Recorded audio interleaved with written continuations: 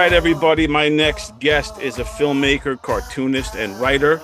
His new graphic novel series, American Radical, is out now and just in time for our nation's 250th anniversary.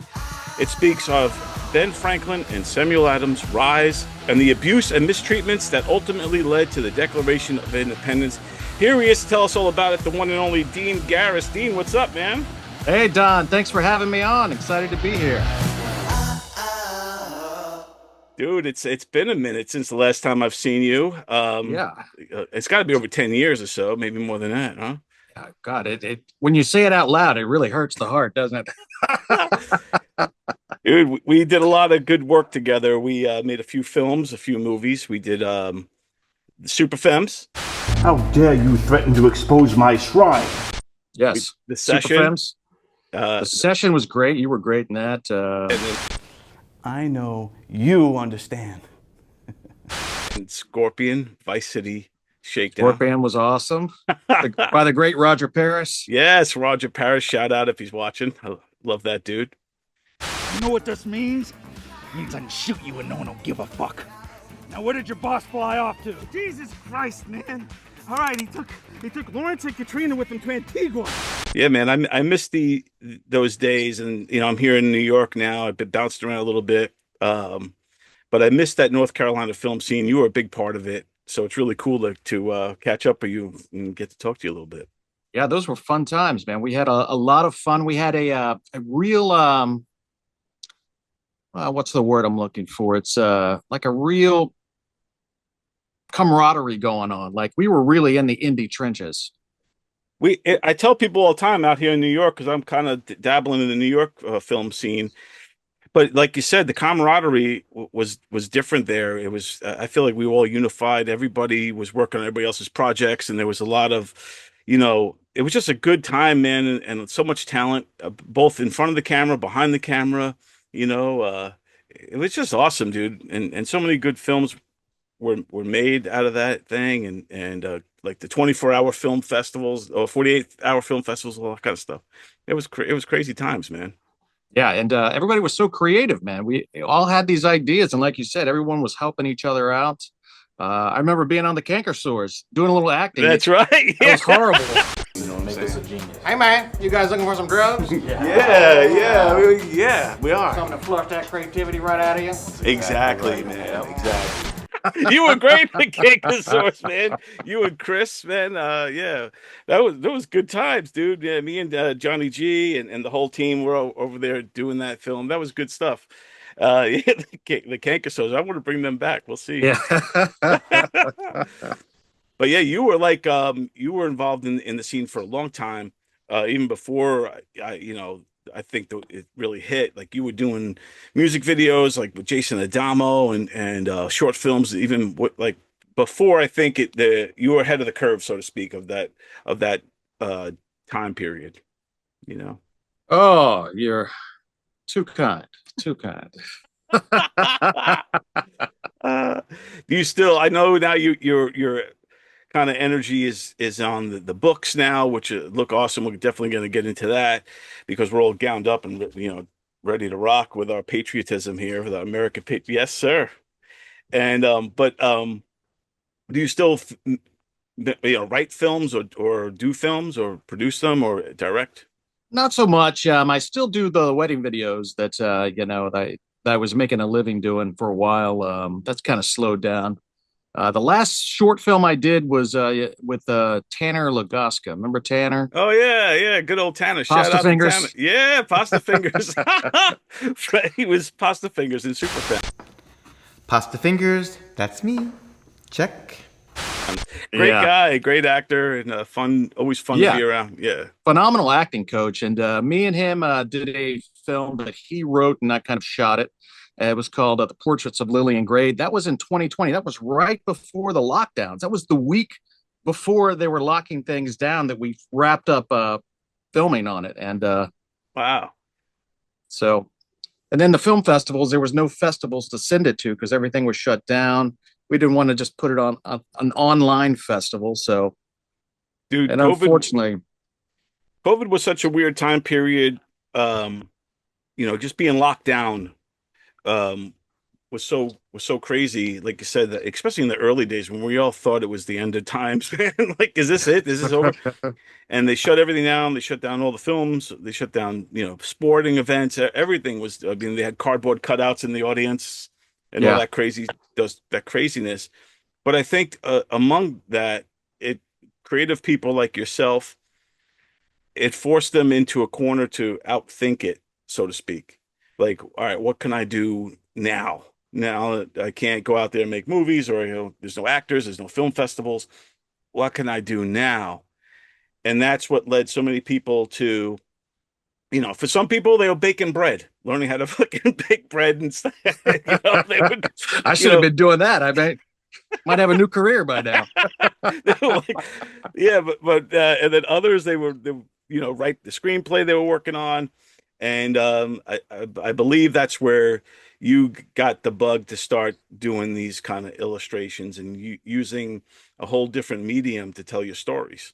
That's exactly right. I mean, so I've always been a drawing. It's what I originally wanted to do when I was a kid. All I did as a kid was draw. And so I wanted to kind of become a cartoonist, a comic maker, get into like drawing comic books, stuff like that. And I kind of fell away from that in my 20s, kind of got more into filmmaking and kind of followed that passion through. But when COVID came and everything shut down, there was really nothing else to do. What do you do when you're just kind of sitting at home for months at a time, So I just started drawing again, fell in love with it, and realized that it was a lot cheaper to draw the stories than to film it. And you are an amazing artist, man. I'm looking like through your artwork on American Radical, and even Lord of Dirt, and a lot of the other books you've worked on. You are like a legit. You're not just some novice artist. Like if I was to draw a comic book, these are like professionally. Like I'm going to put a lot of clips up here in the edit when I cut this up, so people can see what you do. Anytime you glaze me, I'm gonna cool down a little bit. There you go. That's awesome.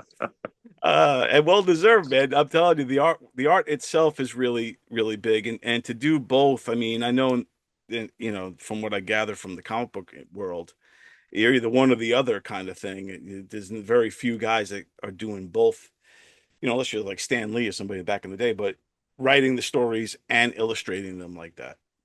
Yeah, there's surprisingly there's a lot more people like that, especially in the indie world, because you don't have a big team or a big corporation pushing your stuff out there. So you got to kind of do everything. You got to wear every hat, you got to be the artist, the writer sometimes. Definitely got to be involved in the publishing and the distribution. So it's a lot like independent filmmaking, where you just kind of got to be a jack of all trades, and kind of do every role. Yeah. So, and it's got to be like when you compare it to filmmaking, what you're doing here, writing it and illustrating it, and a lot of, it's got to be a more freedom, because than filmmakers, it's less restrictive. Like you could do a period piece that's without exactly right. without having to worry about a plane flying above us or something like that. And you could create these epic, sci-fi, fantasy worlds in other books and stuff like that. There's no limitations to the imagination and to the pen. And to the budget. Right, exactly. Like if I were to film American Radical, I'm pretty sure that I would go broke trying to film the first couple pages. It is simply pretty cool. drawing it, I can draw whatever I want, so I'm limited by my imagination, you could say. Now, how long does it take? Like you must be working on this thing around the clock when you come up with the idea. So from conception to delivery, what was something like American Radical time?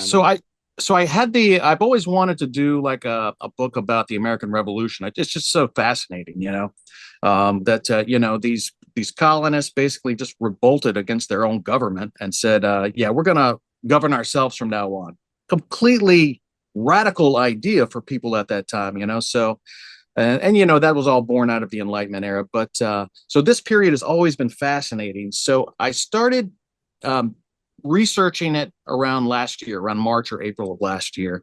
And when Trump came into office, he talked about having a big, you know, celebration for the 250th. So I thought, what a perfect time to do it. If I'm going to do it, this is the Right. time to do it. Right. Yeah. Yeah. So Ben Franklin's always been a hero of mine. He's you know, a lot of people say he's the first American. A lot of our cultural identity comes from like the person of who Ben Franklin was, you know, his axioms, his proverbs, um, pulling yourself up by your bootstraps. That was very much, he was Yeah. that man. So, so I wanted to focus on Ben Franklin and his life leading up to the American Revolution. He was the agent for the colonies in London.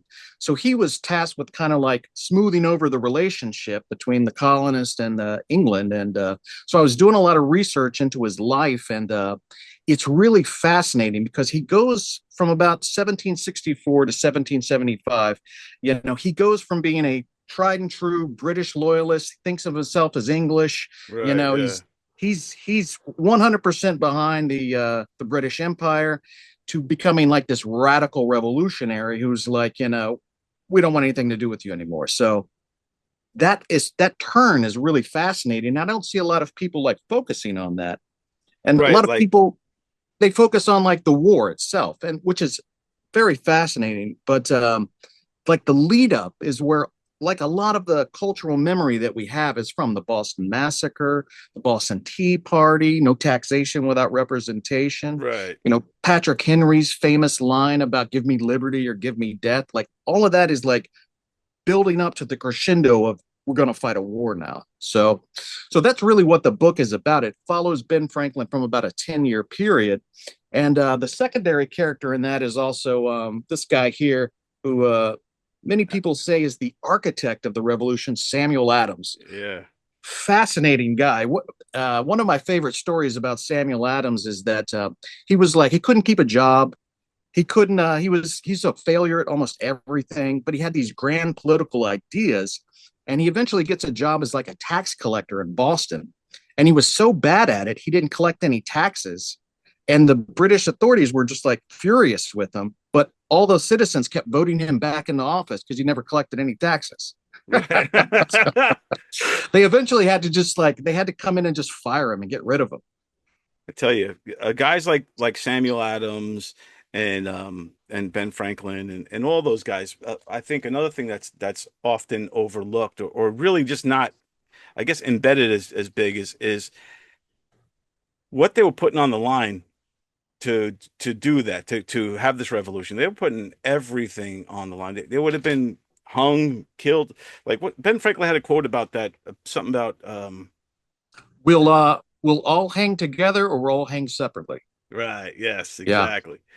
Yeah, you're absolutely right. These guys were risking their lives and their fortunes and their children's lives and fortunes, you know, to do something that like no one thought that they could do. They couldn't win it. I think one of the interesting things about the American Revolution, George Washington was fighting for a stalemate, essentially, Right, to yeah. get the British Empire to kind of like exhaust enough resources that they could get to a stalemate. Like there was no intention really of winning because it was impossible. Like Yeah, be it's like like be like Afghanistan going against the U.S. right. Exactly. It's just All you it, got, it's a war of attrition. You know, you can win against a superpower as long as you exhaust their resources.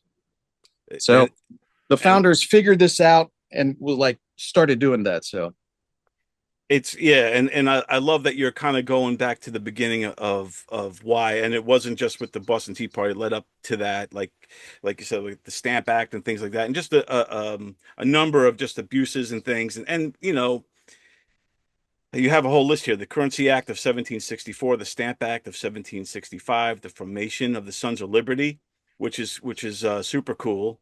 That they had this kind of secret society and all that stuff. And I know you talk about that in there. And then you know, like I said, the Tea Party and the Intolerable Acts of 1774. Um, yeah, I didn't include the Sugar Acts, which was I think the first tax that was imposed, and it's mainly because at the time, the colonists, from what I've researched and read, the colonists didn't have much of a problem with it because they understood that they did need to help the British Empire recoup their some funds because they had just fought a war against, France, the French and Indian War. Right. Yeah. And so they understood that they had a duty to kind of help a little bit. But then, like, the Currency Act is really the gut punch to the colonists because it essentially takes away their ability to have their own economies. So they had to rely on the Bank of England to essentially dole out enough money so that people could get paid. The Currency Act led to widespread unemployment and hardships in the colonies. And so that's really kind of where I wanted to start the story, because that's really where the nail gets driven into, like, the colonists. It's like the Sugar Act, yeah, we had a problem with that, but it's understandable. But then the Currency Act happens, and then it just compounds with, like, the Stamp Act coming in, which is a direct tax, really. Right. Yeah. Yeah. They would definitely take an advantage of us seeing how far they could push us, and thinking that we could just continue to bow to them, and that's why I like with the Sons of Liberty and things like that. And with Franklin, he was already kind of an older guy. He was already Ben Franklin. Like, he was Yes. already known and famous. They say he was like one of the most famous people in the world at the time. So Yeah, he had a lot to lose too, yeah, he was the most famous American at the time. Um, he was so renowned that his image was being printed on other countries' currencies. That's how famous he Oh, was. I mean, man. Yeah. he was like this. He was this huge deal, and like you said, he was like in his 60s when all of this was going down. It's like he was an old man. He was ready to. He was almost in his retirement years. And this guy goes and helps start a revolution. It's like he's an incredible guy.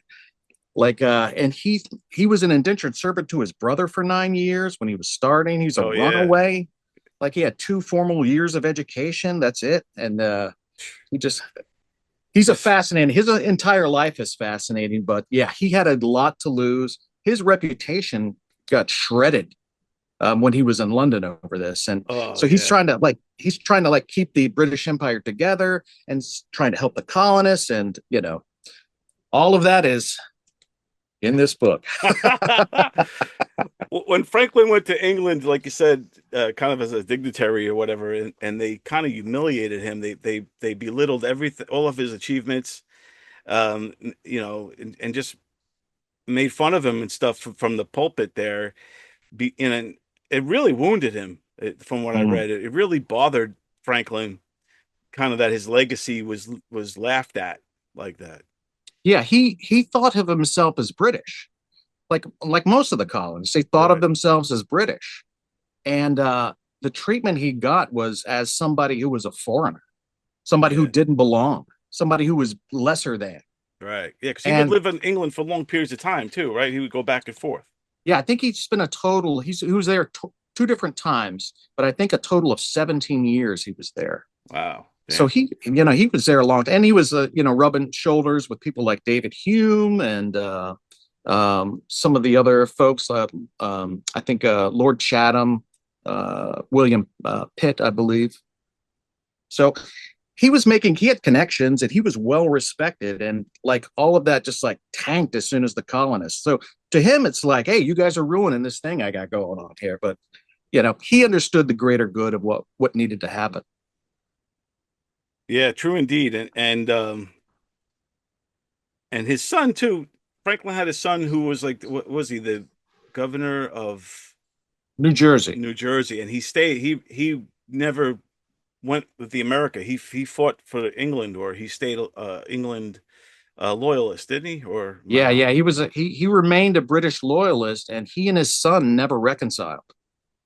Like, they never had a chance to reconcile. It was pretty sad, but like, that shows you the horrors of war. That's one of the ways, is that people get driven, families get separated over their idea. We see that today We happening. see that today. It's definitely a reflection of today, and history is constantly repeating itself. But yeah, we are definitely seeing generations divide over all types of issues happening today. And back then it was probably a lot of the same thing, where fear-driven tactics make you feel like, you got to stay loyal to the king, otherwise life's going to be different. And how and what, how we, or, all the questions, how we're going to Yeah, do this. And then, yeah, it's fascinating when I was researching this that how similar like the atmosphere of then in the late 1700s is to right now. People are, they're dissatisfied, they're distrustful, even of their own neighbors. It's like there's there's there's such a echo happening, I feel like. So, it's which is why crazy. a book like this is very timely. I'm gonna American grab that. I'm Radical. gonna Yes. grab that book every chance I get. We'll have information for people who want to get that book, and I highly recommend it. The link is in the bio.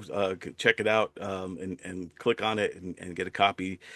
Dean Garris, great guy here, putting it all together. And were you always into American history, or is this something you just kind of learned as you went and were fascinated by it, or did you always have a penchant for like history? Well, I'm interested in history, but American history has always been fascinating. I come from a very patriotic family. Dad was in the military, and Nice. my whole family just really loves American history. So we always kind of are very ardent celebrators of, the founding of America, the heritage of America. Another book I would love to do is about the Alamo. I mean, that's a great American story Oh, that's a too. great It's story like these too. moments throughout American history that there's so much to celebrate. Obviously, America is not a perfect country, doesn't have a perfect history, but there's so much to celebrate. We've done so much good in the world. So it all really begins with the American Revolution and really driving home the idea and really making it, solidifying it in the minds of people that you don't have to have a monarch or elites running your system, that you can set up a government that's self-governing by citizens. Like that concept transformed, I think, the world. I mean, without that, you don't have the modern world. You don't have the industrial world happening. Exactly. It was such a, like you said, a radical idea at the time, and it changed the world for better. And Yeah. and we owe it all to the forefathers, to Benjamin Franklin, Samuel Adams, George Washington, Jefferson, Hamilton, all of those guys that helped Yeah. bring it forward. And what's crazy is today we're seeing a different group of people that they're tearing down the statues, and they're going against the forefathers, and it's like a generation that's learning to hate them, Yeah. which is nuts to me. It's bananas because I come from a different generation, so I'm not brainwashed that way or whatever. What's your take on that? And what do you say to young people who might have it all mixed up of what the forefathers stood for? Well, one of the things that I've thought that's pretty interesting is if you look at like what's happening with a lot of young people who are activists and they go out and protest, whether they're tearing down statues or they're protesting against ICE or whatever they're doing, they're basically following the blueprint of the Sons of Liberty. Right. Like Yeah. that was the Sons of Liberty came up with this blueprint. The revolutionaries in French picked it up and did the during the French Revolution, but it was really kind of set in motion by these guys like Samuel Adams, John Hancock, Paul Revere. These guys really kind of made the blueprint for how to like begin a revolution, and it starts with little things like protesting, boycotts, stuff like that. So when I see people in America doing stuff like that, it's hard to hate on it in some ways because it's like that's one of the most American things they could do. Right. Yeah. But it's like you're tearing down the very history that gave you the ability to do that, which the founders didn't do that. They recognized the importance of things like the Magna Carta. They didn't want to Right. tear down history. They just wanted to improve upon it. Right. So I wish the younger folks would realize that, if you tear down history, you're bound to forget it. And once you forget it, then it can be rewritten. Exactly. I think that's in my mind the reason why they were tearing down all that stuff is because they wanted to rewrite history to some degree or another. And And they've done that in some ways because, simply looking at the founding fathers as, I had somebody on my Instagram post say, all the founding fathers were slave owners. Slave owners. It's like Samuel Adams, he was essentially a Quaker, he believed in the abolition of slavery. So it's like, if you just believe they're all slave owners, they're all evil, they're all this, then you're missing the nuance and you're just writing them off. And it's just, we're going to lose a piece of our own identity if we do that. I agree, man. And the irony is the same people that are fighting against patriotism, American patriotism, the same people that are for, most of the time they're for socialism or communism or something else. It's like they want to go backwards. They want like I think they keep saying no kings, but I think deep down they want one. well, they want one king, and that king is government. Right, exactly. Yeah. And I think too, when you look at whether it's right wing or left wing, I think both groups, when they both identify with Sons of Liberty, they think that they're doing that job. I think, like, I remember I asked somebody one time, good versus evil, and he goes, there is no good and evil. It all depends on where you're standing, right? So it's all your point of view, your perspective on life. So I feel like, I know that as a patriotic American guy, and the same to you, I feel like we're the good guys, but it's weird knowing that the other side feel like they're the good ones doing something good. And it's just, how do you find a middle ground, a common ground where we could all exist? Yeah, our common ground, and you'll remember this because we're about the same age, Don, is that the common ground used to be that we were all Americans. Right, yeah. There were heated political arguments between the left and right, 50, 60 years ago, but at the end of the day, we were all Americans. Right. And we don't have that anymore. Like the mass migration, just the vitriol against anything American. Like you hold an American flag and people just immediately get this feeling of disgust that brews up. They got to say something. It's like, that's a problem. Like, that's programming. Somebody programmed you to feel that way. True indeed, man. Yeah, like even if I'm walking around with this George Washington shirt, I'm like, uh-oh. Like, and it's so nuts. It's like, you should be proud of being an American citizen. You should be proud of who that's you Georgie are. boy. Georgie boy, man, rocking a guitar, dude. And I tried like George Washington. I'd love to do a book about George Washington. He did something that, like, people on the left, like, you should be kissing the feet of this statue every time you see it. This man had a chance to become a king twice. Yeah. And he turned it down twice. Yep. Like, that's unheard of. No one in history has ever said, yeah, I don't want that kind of power. Yeah, George Washington, even as the president, he was reluctant. Like he like you said, he didn't want to be the king. He didn't want to be the president. He didn't want anything. But the people needed him, and they were like, "Please, George, you're the guy. You're the right guy." And deep down, he knew he was the right guy to do it. That's why he accepted it. And like you said, I think it was Samuel Adams, right, who kind of said you should be like a king, and he said no. He goes, that defeats the whole purpose of what we just did.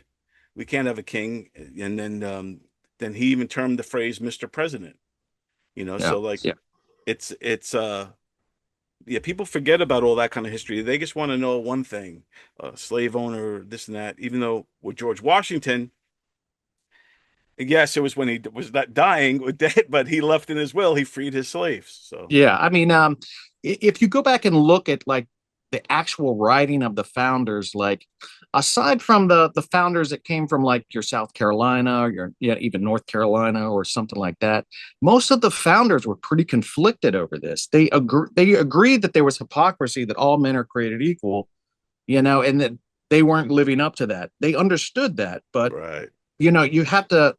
They had to free themselves before they could free other people. It's like people miss that nuance. Right. It couldn't just happen overnight at that point in time. Like you said, they had to get the standard before they can go to everything is in steps.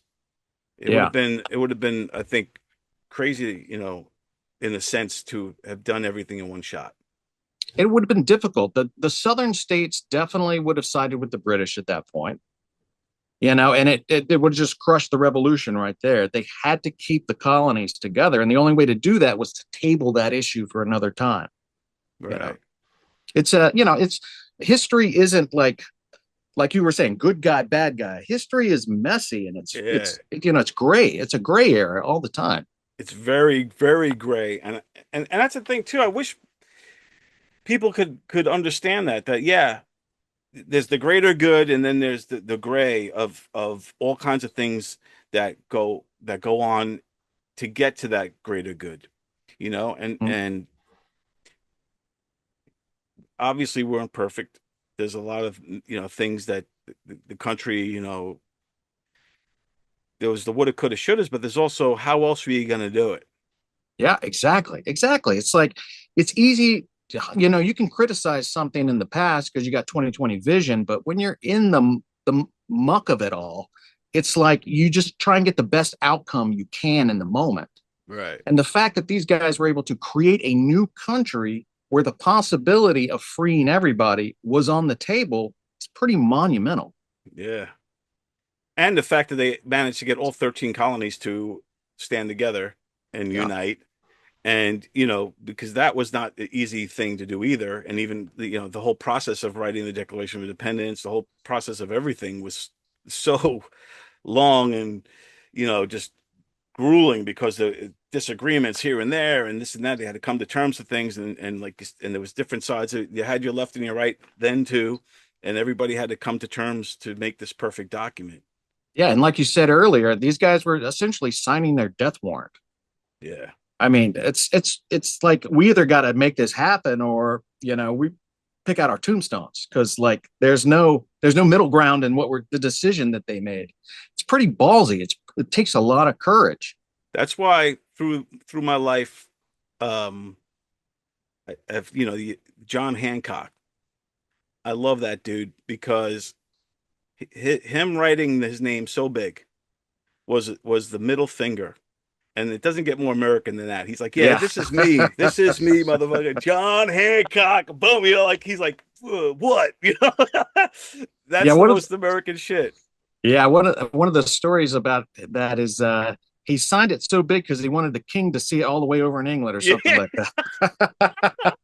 That's badass. Just for that alone, I love him, man. And to this day, hey, put your John Hancock. So because of that signature, he's in the vernacular of our. Yeah, and he's in the book too. Oh, he's nice. in the book. Excellent. Yeah, man, you got them all in there. Sam Adams, another badass. George Washington, badass, and I mean, to me, I look at those guys as true heroes because they put it all on the line. They managed to get our independence, make us our own country, and then look at us now. Yeah. So I'm still proud of this country, and we're still not perfect, but I think that's kind of the beauty of it is that we allow imperfections, we allow differences to be done, and it's not a monarchy where this is how you do it, this is how you must be and behave and never, I like our freedoms, the good, the bad, and the ugly of it all, Yeah, they had some great foresight, like to make a system that could be amendable, but also had some certain rights built in that you couldn't touch because if you took those away, you're essentially taking all freedom, like the First Amendment, Second Amendment. I wish states still had their rights, but I think we've lost that. I'll stay away from that conversation. But it's like there's an incredible amount of foresight. These guys were philosophers. Like they went back, they looked at the Roman Republic, how it worked, where it had its failings. They tried to correct for that. They did the best they could with, the information they had. And like, I hate when people say, well, I'm more educated than any of the founding fathers ever were. It's like, have you read any of their writings? These guys were brilliant. Yeah. If someone says that, then I know that person is an idiot. They're completely the opposite of what they claim to be.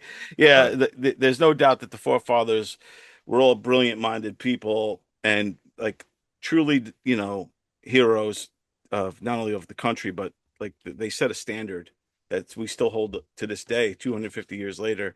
And you know, now when you were working on this, like, is the storyline, did you go like it's completely factual? Is it kind of like Titanic where there's like a love story within the actual history? Like, is there a storyline within the storyline, or is it Yeah, um so I call it like a narrative nonfiction.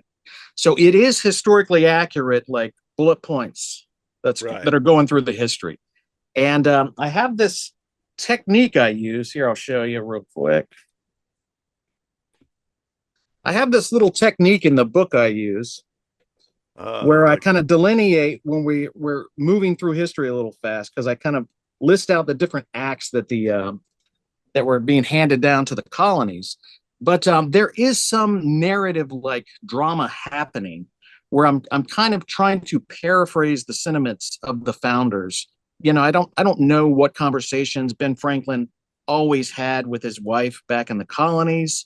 I mean, we have letters and stuff, but I'm kind of like massaging that a little bit. right, But right. I'm trying to stay as close as I can to the sentiments that the founders had. I've got a bibliography section in the back of the book here uh, with quotes and stuff, and some quotes that I didn't get a chance to use because I want to work in as much of what they actually thought, their real words, as I could. So, That's awesome, uh, man. That's awesome. yeah, so that the research took about April, March, I started. And then I started writing the script around November. And so November, December, I was kind of writing the script out how I wanted it to go. And I started drawing in January, finished up the art a month or so later, and then started figuring out how I'm going to sell this thing, get it out there. Yeah, man. Everybody's got to go get American Radical. Like I said, the link is in the bio. I'll put a lower third up to it. I'll put in the beginning of this thing. I'm going to put your website with like I'm going to show it and Nice, yeah. And there's scroll there's through. some great rewards too. So not only can you get the book, but you can also get a Sons of Liberty shirt. That's badass, dude. Yeah, it's got a quote by Sam Adams on Uh, the back here. I'll I read it love for you. that. This is a great quote. It does not take a majority to prevail, but rather an irate, tireless minority, keen on setting brush fires of freedom in the minds of men. Perfect Nice. for our times. That's absolutely perfect. I'm gonna get one of those definitely. Yeah, so if everybody's got to check that out. Um, Also, dude, when you see um documentaries and such, but also like with Hamilton when that became a huge hit. I, my kids love Hamilton, whatever. I think it's a very good thing um to just get kids to wrap their head around the revolution, Right. even through with that play, with that with hip hop lyrics and all that stuff. It's kind of hip. It's a good way to get to the kids. What's your thought on Hamilton, and what's your thought of kind of getting history to the youth in that fashion? I think getting history to the youth with a play like that, I think is fine. I'm personally not a big fan of Alexander Hamilton. The actual person? So Yeah. yeah, Yeah. I think his whole idea of central banking was way off, as we can see where we're at now. Yeah, yeah. So I'm much more of a James Madison fan, Nice. and that kind of Jeffersonian way of thinking about government. But yeah, I think that's fine. I always remember that play 1776 about the writing of the Declaration. Oh yeah, I yeah. always loved that one. I thought that it was fun. It's lighthearted. It's a good introduction. I I, I would guess that Hamilton's probably in a similar vein. But yeah, anything that gets people to kind of like rediscover the founding of the country, I think is important because that's that's the beginning. That's the foundation of what the country was built on. And to understand who we are as Americans, you really have to understand who the founders were, and Right. not the surface level ideology of everyone was evil and they were all like who the real people were, what they really believed, what they were really trying to do. Right. That's why, again, like I said, I love what you're doing because you're kind of telling the story of the lead up to it. Um, because people sometimes overlook the fact that we were a product of England for like what almost 100 years Yeah. before, like with the Pilgrims and all that stuff, and the I think the witch trials, all those things happened before we were America, right? Yeah. So so it's just crazy that like there's history before that history, and that there's the moments that led us to this because of being mistreated, all kinds of weird abuses by even the British soldiers on the ground, and then that were here, and then the taxes, and it always comes down to money. You don't mess with my money. Yeah. Well, here's a great quote by Ben Franklin. I didn't work it into the book, but it's in the back of the bibliography section. He says, this is from the Papers of Benjamin Franklin, 1775. Every attempt to deprive the colonies of their paper money has done more to drive them from you than all the taxes ever levied. So it's like, it was Wow. really kind of like the hardship that England put the colonies under that really fomented the seed of rebellion. Very cool. Yeah, that's what happens. Yeah, and it's feels like those seeds are sprouting today. It's so nuts how we 250 years later we're still, history keeps constantly repeating itself, and we're always up against it. And even with Jefferson, he was going up against the Muslims even back then. It was there was battles with Muslim nations and all that kind of stuff. So, Right. like if these guys were to be reincarnated or come back to life in this period, once they got past the phone, they'll be blown away by this. But after that, Yeah. they'll be like, everything's still the same. Yeah. There's been no progress. Yeah. No, it's good times, man. 4th of July is upon us. I'm gonna get this out on Friday. Is Friday the 4th of July or Saturday? I think it's Saturday. Saturday. Yeah, so I think it's Friday, Saturday, right? this will come out on Friday. So just in time for the 4th of July.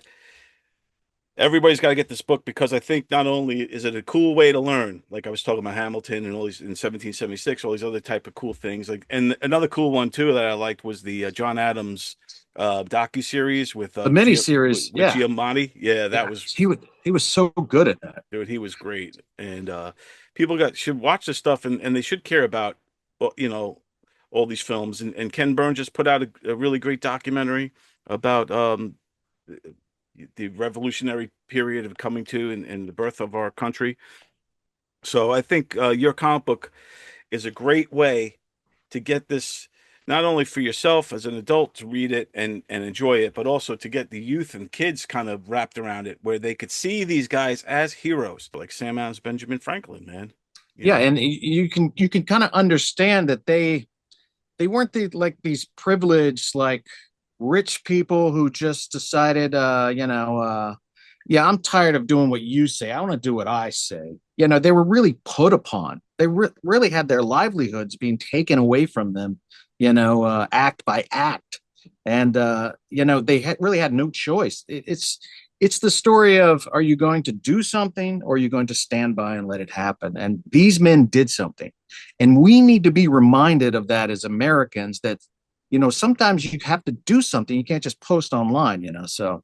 Exactly.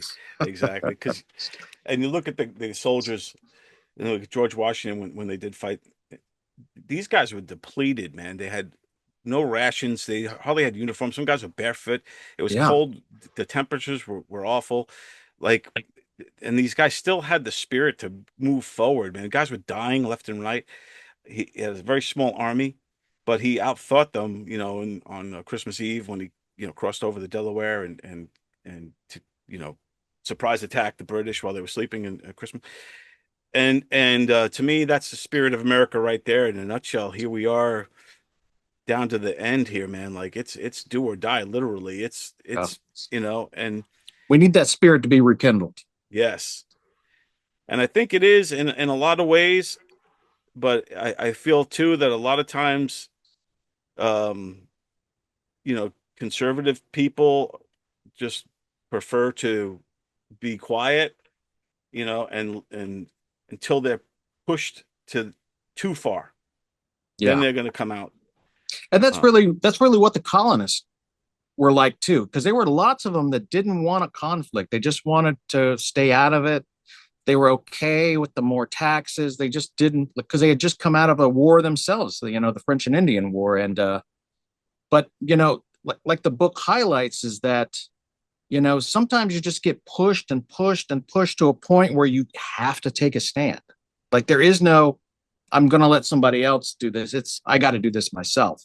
And a lot of the guys who history has forgotten, like you were mentioned, the starving soldiers, these guys were the engine of why we have freedoms today. And their names are almost all forgotten. We remember the big founding fathers, of course, but so many colonists fought and died and suffered greatly to bring this country into being. That's right. Right on. It was the American people that also made this happen. Like you said, the colonists, they fought and died for our freedom as well, for our independence, so everybody's got to remember that, and it's well said. What's the biggest takeaway you want people when they read, American Radical to walk away with? The biggest takeaway, I'm not sure.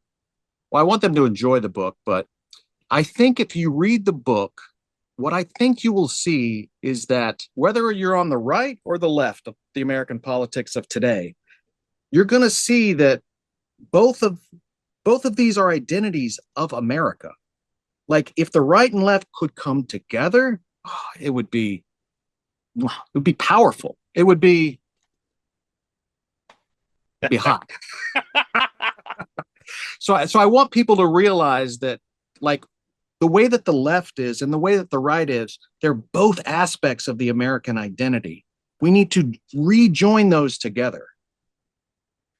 That's so great the way you said that, because it really is, when you look at every nuance of the American Revolution, it really was conservatism with that lefty kind of spunk, that lefty fight, that lefty protest vibe. Like it's both just boom, and that's how we were able to win this thing with both kind of ideologies colliding. That's exactly right. It's like you said earlier about the northern colonies needing the southern colonies. Like we need to come together, find a way to merge the left and right together so that we can overcome the bigger issues that we're going to be facing. Excellent. Dean, this is great stuff, man. Are you thinking as a filmmaker of trying to make this into something? Of course I am. Of course I am. Now, well, I have thought that it might make a good play too. Oh, well, I know the perfect guys who could play Ben Franklin and George Washington. I'm going to show them right here. So Ben, I heard, the wooden house thing, they banned wooden houses. 1796, after I was dead. But that's ridiculous because I see wooden houses all the time.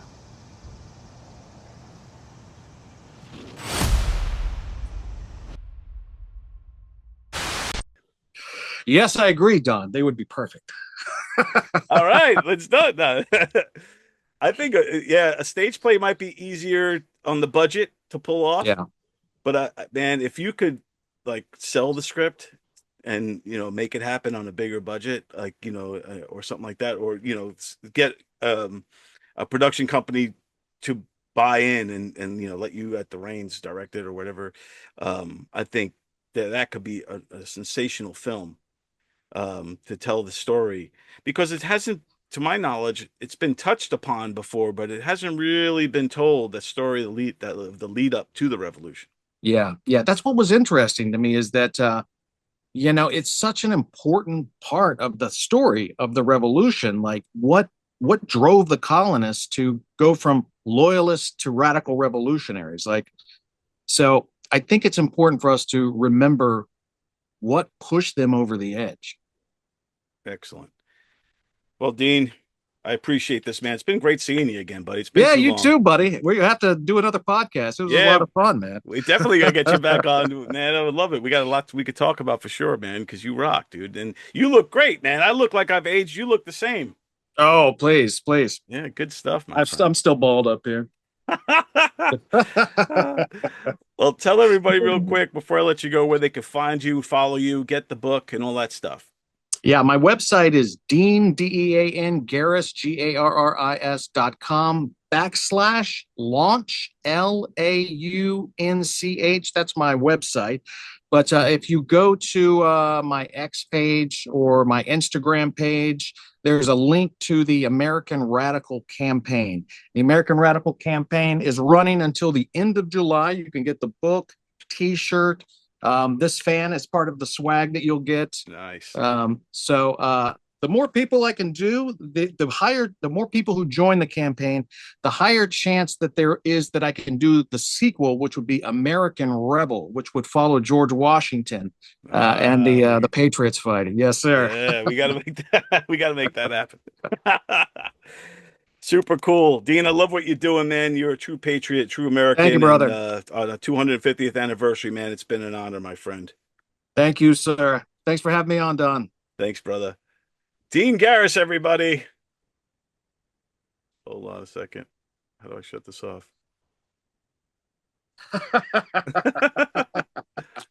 Hold on, I actually lost everything. All right, here. Hold on.